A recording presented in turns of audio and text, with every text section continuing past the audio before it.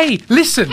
I think you should buy a Wii U in 2014. I know, but let's relax for a minute. It's natural to be suspicious, and things aren't exactly looking rosy for Nintendo's latest tablet meets console thing. The one that's barely powerful enough to run a bath, and the machine 2/3 of the world still just thinks is an add-on for the original Wii. Yes, that one.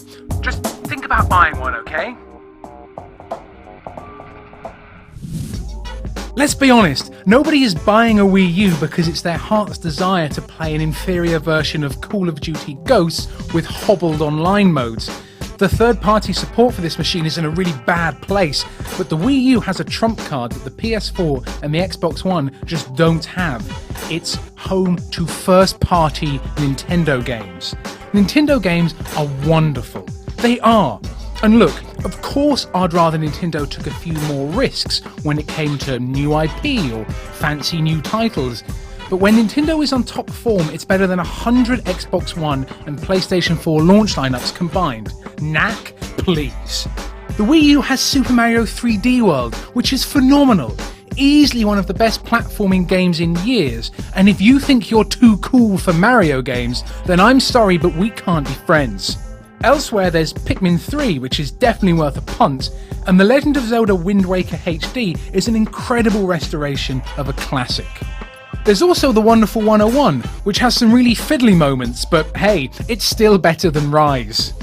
And yes, I've only mentioned a handful of games so far, but there's some more games coming in 2014. So far, we've got Donkey Kong Country, Tropical Freeze, Mario Kart 8, Super Smash Bros. For Wii U, and Bayonetta 2 all on the way.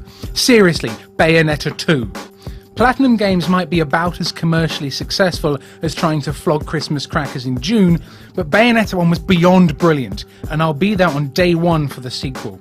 I think the current $300 price tag is far too off-putting, but there's absolutely no way that price isn't going to come down before the holiday season, because if Nintendo doesn't do it officially, the retailers will.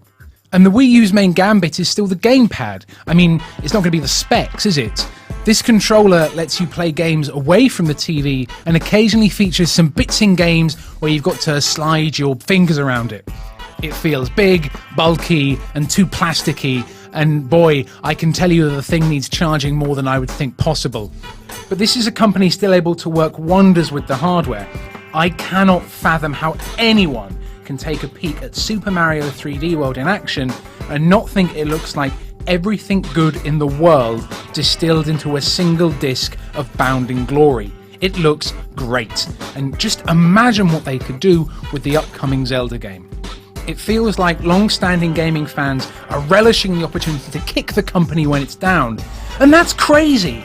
I think Steel Diver sucks as much as the next guy, but I would absolutely hate to live in a world without Nintendo in it.